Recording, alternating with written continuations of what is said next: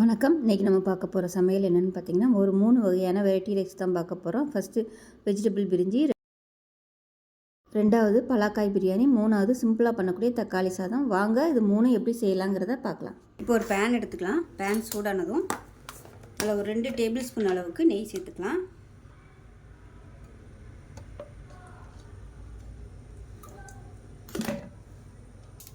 ரெண்டு table spoon அளவுக்கு தேங்காய் எண்ணெய் சேர்த்துக்கலாம்.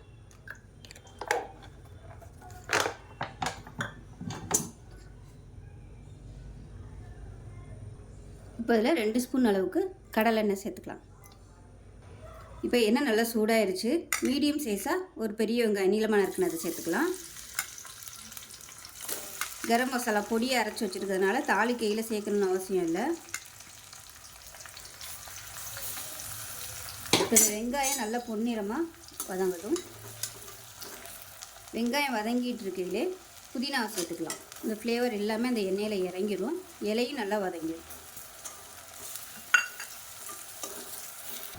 வெங்காயம் வதங்குறதுக்கு உப்பு சேர்த்துக்கலாம். சீக்கிரமாக வதங்கிடும். இப்போ பாருங்கள், வெங்காயம் நல்லா செவக்க ஆரம்பிச்சிருச்சு. இந்த மாதிரி நல்லா லைட்டாக செவந்து வரணும். இப்போ இந்த ஸ்டேஜில் இஞ்சி பூண்டு பேஸ்ட்டை சேர்த்துக்கலாம். நல்லா ஒரு 2 டேபிள் ஸ்பூன் அளவுக்கு எடுத்துருக்கேன்.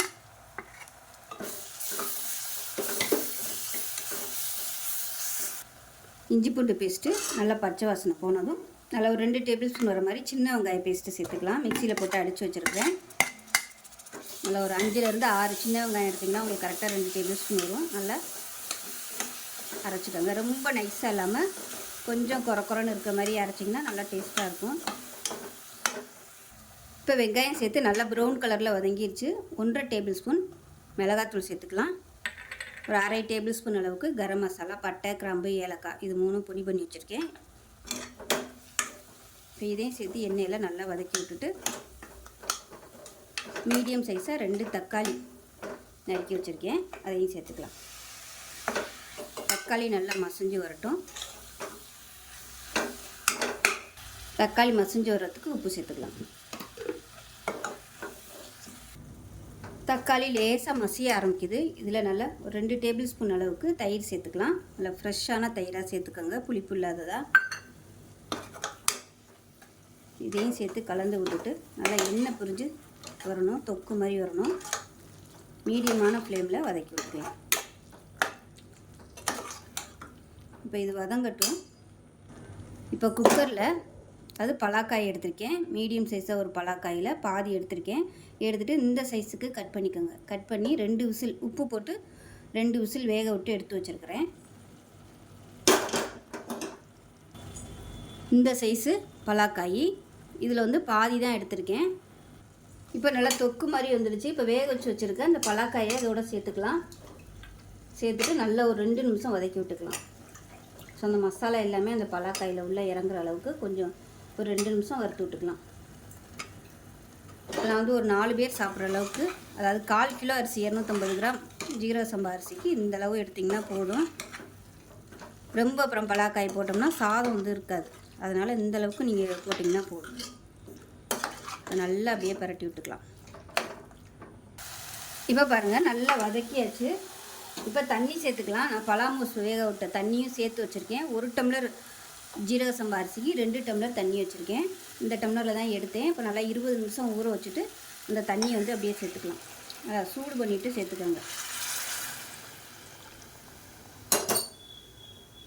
இப்போ தண்ணி நல்லா கொதிக்கட்டும். தண்ணி நல்லா கொதிக்குது. இப்போ ஜீரக சம்பா அரிசியை சேர்த்துக்கலாம். நல்லா தண்ணியை வடிய விட்டுட்டு சேர்த்துக்கலாம்.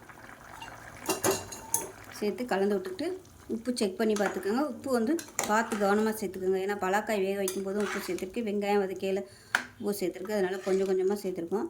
பார்த்துட்டு சேர்த்துக்கோங்க. இப்போ இதில் பாதாம் 3 பாதாம், 3 முந்திரி பருப்பு, கொஞ்சமாக பால், இது எல்லாத்தையும் சேர்த்து நல்லா அரைச்சி வச்சுருக்கேன். இதை சேர்த்துக்கலாம். இது சேர்த்திங்கன்னா உங்களுக்கு நல்ல ஒரு ரிச்சான ஃப்ளேவர் கிடைக்கும். கண்டிப்பாக அதை சேர்த்துக்கோங்க. அது கொஞ்சம் தான் சேர்க்கணும். கரெக்டாக 3 முந்திரி 3 பாதாம் சேர்த்துக்கோங்க. இதுக்கு மேலே சேர்த்திங்கன்னா உங்களுக்கு பிசு பிசுப்புன்னு வந்துடும். அதனால் இந்த அளவுக்கு மட்டும் சேர்த்திங்கன்னா போதும். இப்போ இதில் 3 பச்சை மிளகாய் சேர்த்துக்கலாம். முழுசாக சேர்த்துட்டு கொத்தமல்லியில் சேர்த்துக்கலாம். இது மாதிரி கடைசியாக கொத்தமல்லியில் சேர்க்கும்போது ஃப்ளேவர் நல்லாயிருக்கும். இப்போ இதில் ஒரு அரை மூடி லெமன் ஜூஸ் பிழிஞ்சுக்கலாம். நல்லா கலந்து விட்டுக்கலாம். கலந்து விட்டுட்டு குக்கரை மூடி வச்சிடலாம். இப்போ குக்கரை மூடி வச்சுட்டு நல்லா ஒரு 2 விசில் விட்டுட்டு ஸ்டீம் போனதுக்கப்புறம் பார்க்கலாம். இப்போ விசில் விட்டு ஸ்டீம்லாம் இறங்கிடுச்சு, எப்படி இருக்குன்னு பார்க்கலாம். நல்லா அருமையாக வந்துருச்சு. கம கமன்னு ஒரு மட்டன் பிரியாணி மாதிரியே சூப்பராக இருக்குது. நல்லா கீழேருந்து மேலே வரைக்கும் பரட்டி விட்டுக்கலாம். நல்லா உதிரியாக வந்துடும். ஆறுச்சுன்னா உதிரியாக வந்துடும்.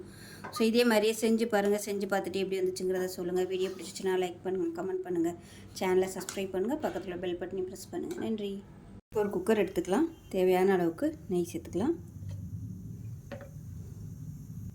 இப்போ கொஞ்சமாக எண்ணெய் விட்டுக்கலாம். எண்ணெய் நல்லா சூடாயிடுச்சு. பிரியாணியில் சோம்பு, பட்டை, கிராம்பு, ஏலக்காய் இதெல்லாம் சேர்த்துக்கலாம்.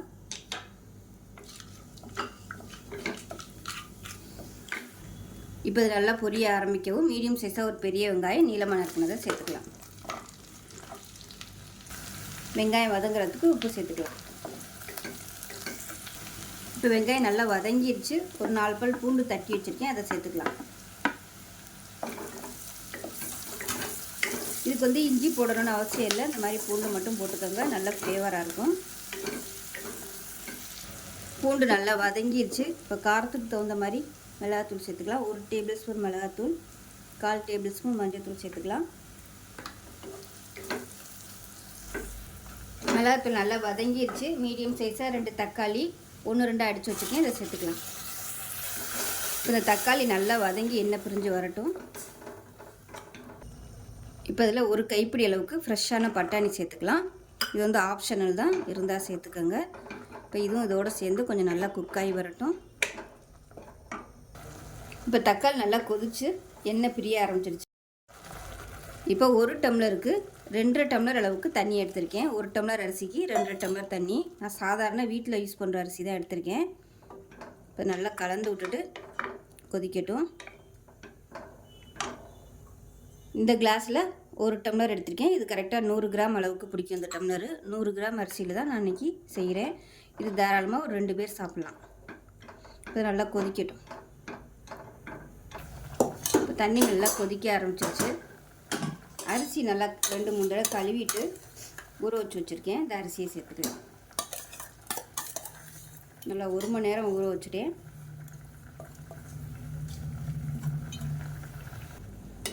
இப்போ நல்லா கலந்து விட்டுறலாம்.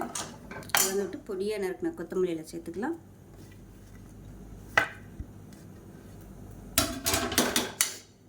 சேர்த்து நல்லா கலந்து விட்டுட்டு குக்கரை மூடி வச்சிடலாம். உப்பு செக் பண்ணி பார்த்துக்கோங்க. இதில் கொஞ்சமாக உப்பு சேர்த்துக்கலாம்.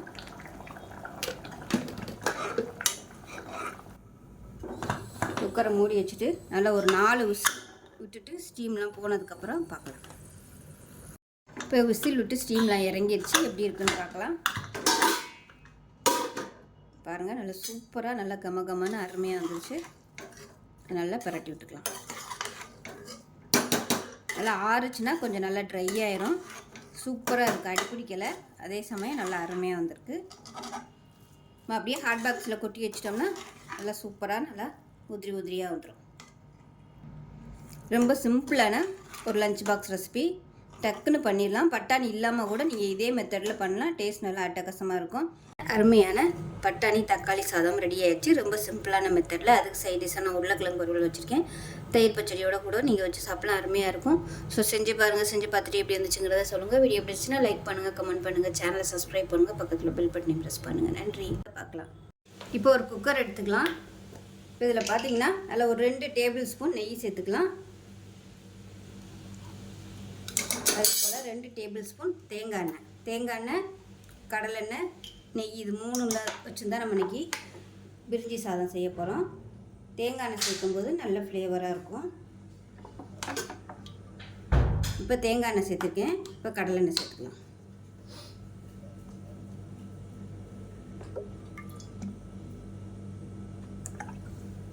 மொத்தம் வந்து 6 டேபிள் ஸ்பூன் அளவுக்கு எண்ணெய் சேர்த்துருக்கேன்.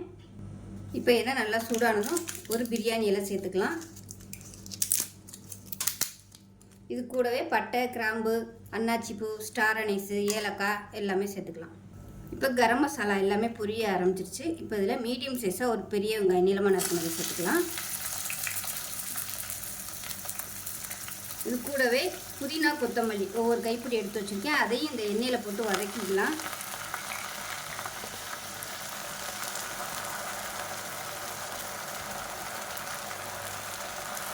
இந்த பிரிஞ்சிக்கு வெங்காயம் வந்து நல்லா ப்ரௌன் கலரில் வதங்குதுன்னு அவசியம் இல்லை. லேசாக கண்ணாடி பதம் வதங்கினா போதும். ரொம்ப கலர் மாறுச்சுன்னா பிரியாணியோட கலர் வந்து ஒயிட் கலரில் வராது. இப்போ இதில் 2 டேபிள் ஸ்பூன் இஞ்சி பூண்டு பேஸ்ட்டு சேர்த்துக்கலாம்.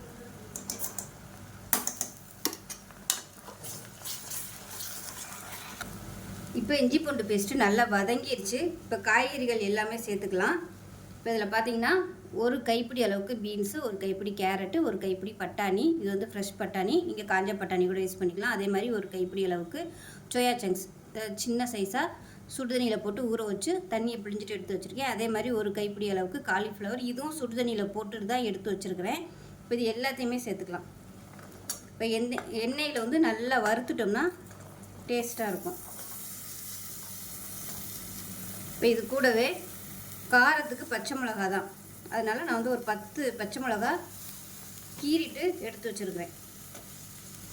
இது கூடவே ஒரு கைப்பிடி அளவுக்கு உருளைக்கிழங்கு கட் பண்ணி தண்ணிக்குள்ளே ஊற போட்டு வச்சுருக்கேன். இப்போ அதையும் சேர்த்துக்கலாம். இப்போ நான் எடுத்துருக்க அரிசி பார்த்திங்கன்னா 1/4 கிலோ அரிசி எடுத்திருக்கேன். அது அளவு அரிசி எடுத்திருக்கேன். அதனால் எல்லாமே ஒவ்வொரு கை எடுத்துக்கோங்க. இது எல்லாத்தையுமே இந்த எண்ணெயில் வதக்கிக்கலாம். இப்போ 1 டீஸ்பூன் உப்பு சேர்த்துக்கலாம், இந்த காய்கறியில் உப்பு பிடிக்கிறதுக்காக.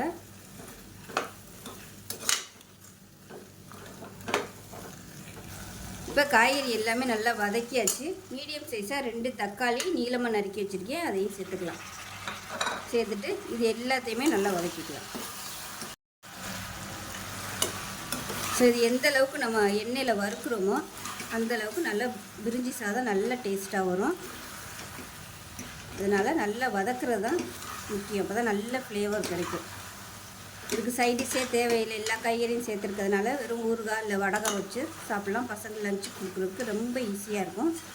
முதல் நாளே எல்லாத்தையும் நறுக்கி வச்சுட்டோம்னா ஈஸியாக பண்ணிடலாம். இப்போ தக்காளி நல்லா லேசாக மசிய ஆரம்பிச்சிருச்சு. இப்போ 1 டம்ளருக்கு 2 டம்ளர் தண்ணி நல்லா சூடு பண்ணிவிட்டு சேர்த்துக்கிறேன். நான் இன்றைக்கி வெறும் தண்ணி தான் சேர்த்துருக்கேன். இதுக்கு பதிலாக நீங்கள் 1 டம்ளருக்கு தேங்காய் பால் சேர்த்து கூட பண்ணலாம். நான் இன்றைக்கி வெறும் தண்ணியில் தான் பண்ணியிருக்கேன். இது கொதிக்க ஆரம்பிக்கட்டும். இந்த சைடு ஜீரக சம்பா அரிசி தான் எடுத்திருக்கேன். நீங்கள் பிரியாணி அரிசி எடுக்கிறதுனால எடுத்துக்கலாம். நல்லா ஒரு 20 நிமிஷம் நல்லா ஊறிடுச்சு. 2-3 தடவை கழுவிட்டு 20 நிமிஷம் ஊறிட்டு தண்ணியை வடிச்சிட்டு எடுத்து வச்சுருக்கேன். இப்போ இந்த தண்ணி வந்து கொஞ்சம் கொதிக்க ஆரம்பிக்கட்டும். உப்பு கம்மியாக இருக்குது, உப்பு சேர்த்துக்கலாம். இப்போ இது கொதிக்க ஆரம்பிச்சிருச்சு. ஊற வச்சுருந்தா அரிசியை சேர்த்துக்கலாம். பிரியாணி அரிசி யூஸ் பண்ணுறதா இருந்தாலும் இதே அளவு தான் தண்ணி. 1 டம்ளருக்கு 2 டம்ளர் தண்ணி. இப்போ இது நல்லா கலந்துடலாம். வெறும் அரிசி மட்டும் நம்ம யூஸ் பண்ணுறதா இருந்தால் 1.5 பங்கு போதும். இது நம்ம காய்கறி எல்லாம் சேர்த்துருக்கிறதுனால 2 டம்ளருக்கு தண்ணி வச்சோம்னா தான் நல்லாயிருக்கும். இல்லைன்னா ரொம்ப அப்படியே ட்ரை ஆயிரும். இப்போ நல்லா கலந்தாச்சு. ஒரு அரை முடி லெமன் ஜூஸ் பிழிஞ்சு விட்டுக்கலாம்.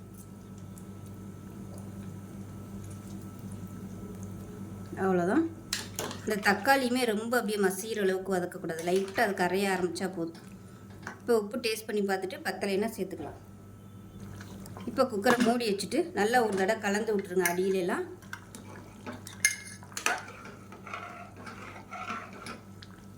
கலந்து விட்டுட்டு நல்லா ஒரு 2 விசில் விட்டுட்டு நல்லா ஸ்டீம்லாம் இறங்கினதுக்கப்புறம் தான் ஓப்பன் பண்ணணும். விசில் வந்ததுக்கப்புறம் பார்க்கலாம். இப்போ 2 விசில் விட்டு ஸ்டீம் நல்லா இறங்கிருச்சு. இப்போ ஓப்பன் பண்ணலாம். பாருங்கள், நல்லா சூப்பராக வெள்ளை வெள்ளையன்னு அருமையாக வந்துருச்சு. நல்லா உதிரி உதிரியாக இருக்குது பாருங்கள். ஆறுச்சுன்னா இன்னுமே நல்லா பொல பொலன்னு வந்துடும். ஸோ அருமையாக இருக்குது பாருங்கள். நல்ல வாசனையாகவும் இருக்கும். ரொம்ப சிம்பிளாக இருக்குது பாருங்கள். சிம்பிளாக இருந்தாலும் டேஸ்ட் நல்லா அட்டகாசமாக இருக்கும். பிரியாணி அரிசியில், அதாவது நீல அரிசியில், பாசுமதி அரிசியில் போடுறத விட ஜீரக சம்பாவில் போட்டிங்கன்னா ஃப்ளேவர் சூப்பராக இருக்கும். இப்போ நமக்கு சூப்பரான பிரிஞ்சி சாதம் ரெடி ஆயிடுச்சு. இதில் வந்து நீங்கள் முந்திரி பருப்பு சேர்த்திங்கன்னா டேஸ்ட் இன்னும் சூப்பராக இருக்கும். அந்த முந்திரி பருப்போட எசன்ஸ் வந்து இறங்கி சாதம் வந்து இன்னும் நல்ல ஃப்ளேவராக இருக்கும், நல்லா ரிச்சாகவும் இருக்கும். இதுக்கு வந்து எதுவுமே தேவையில்லை. வடகம் வச்சு சாப்பிட்டிங்கன்னா அட்டகாசமாக இருக்கும். ஸோ இதே மாதிரியே செஞ்சு பாருங்கள். செஞ்சு பார்த்துட்டு எப்படி வந்துச்சுங்கிறத சொல்லுங்கள். வீடியோ பிடிச்சிச்சுன்னா லைக் பண்ணுங்கள், கமெண்ட் பண்ணுங்கள், சேனலை சப்ஸ்கிரைப் பண்ணுங்கள், பக்கத்தில் பெல் பட்டனையும் ப்ரெஸ் பண்ணுங்கள். நன்றி.